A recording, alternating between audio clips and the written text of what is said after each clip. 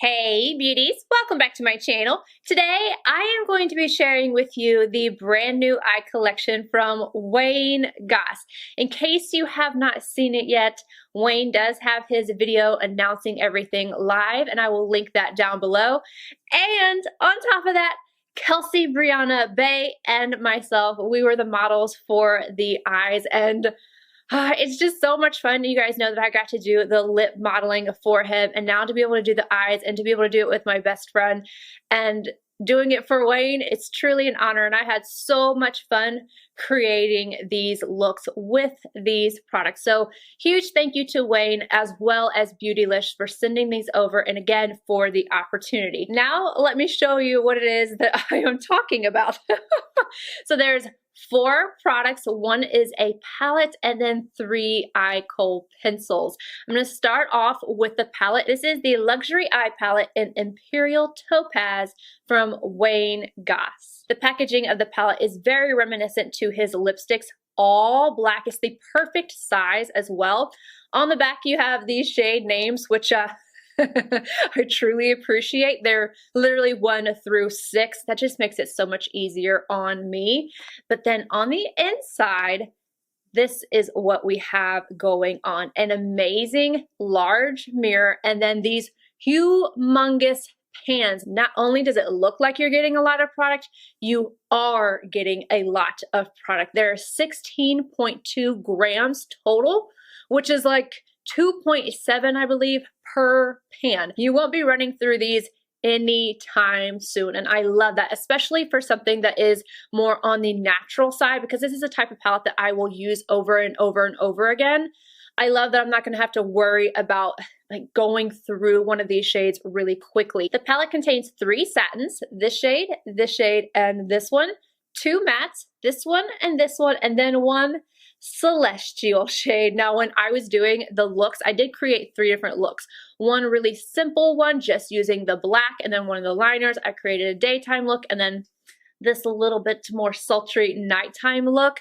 And using this, before I ever even looked at the name or the description of the shade, I was like, ooh, this is like Tom Ford celestial shades, but easier to use, and I'm not getting that hard pan from them. But without further ado, let me go ahead and show you guys the swatches. Shade 1 and 2, again, those are in the satin formula.